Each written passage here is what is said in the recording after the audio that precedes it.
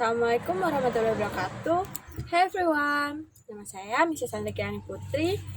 Saya dari Pendidikan Bahasa Inggris semester 5. Oke, pada video kali ini kita akan membahas tentang format asesmen. Format asesmen itu ada dua, yaitu yang pertama asesmen tradisional dan yang kedua asesmen alternatif.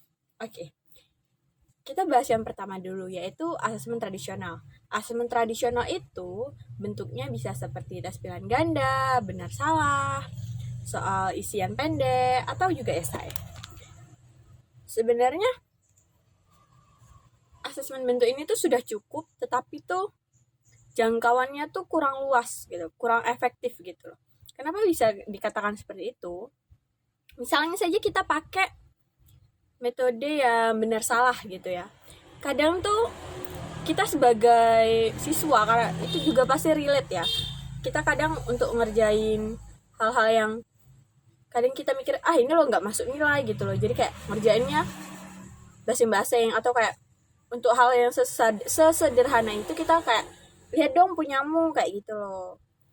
Jadi kadang kita cuma nebak-nebak aja atau cap-cip-cup doang gitu loh untuk pemilihannya. Jadi kan tesnya itu kayak kurang valid gitu loh. Sebenarnya bisa ya lebih maksimal lagi, misalnya kalau misalnya pakai apa ya namanya itu gitu, kita sebagai guru itu pakai soal-soal yang kita buat yang lebih misalnya kayak uraian gitu ya, atau esai gitu. Kalau kita pakai soal-soal yang lebih mengarah ke bagaimana cara analisis kita sebagai siswa di kehidupan sehari-hari gitu loh. Jadi tuh kita bisa berpikir secara kritis gitu loh untuk menjawab soal-soal itu. Tapi ya ada juga kemungkinan kita untuk mencontek gitu, atau kayak ya basing-basing juga sih sebenarnya.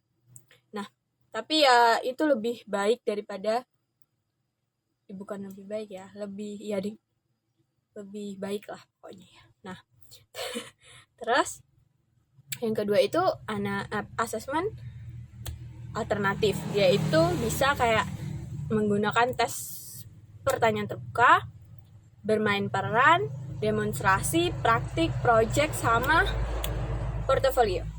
Jadi, nah ini bisa dikatakan lebih efektif daripada asesmen tradisional tadi.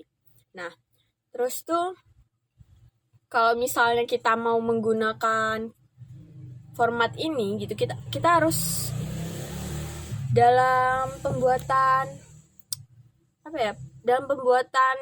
praktik-praktiknya itu, pertama tuh kita harus mikirin hal apa aja yang udah dipelajari. Yang kedua, apa aja yang belum dipahami. Dan yang ketiga, apa yang bakalan kita lakukan untuk memperbaiki apa yang akan kita lakukan untuk memperbaiki hal-hal yang belum dipahami gitu loh. Misalnya ada salah satu contoh, kita tuh bisa pakai template jurnal atau kayak diary yang kita berikan kepada siswa itu di awal pembelajaran. Nah, nanti setiap harinya siswa itu bakalan ngisi jurnal atau diary tersebut gitu loh. Pemahamannya yang dia nggak paham, terus ya kayak diary gitu loh. Nah, nanti setelah di akhir pembelajaran, atau enaknya ngomong kayak akhir semesternya gitu ya, kita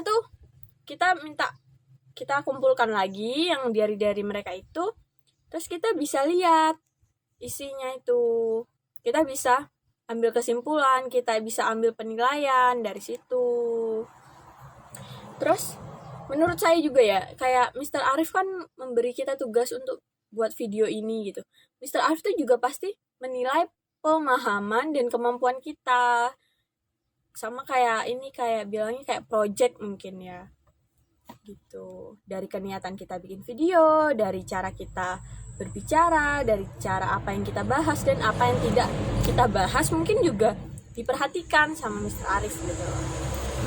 Nah, mungkin karena kita kalau misalnya ditanya, jadi kita lebih baik pakai formal assessment yang mana sih ya gitu. Kita harus bisa mix. Karena apa? Karena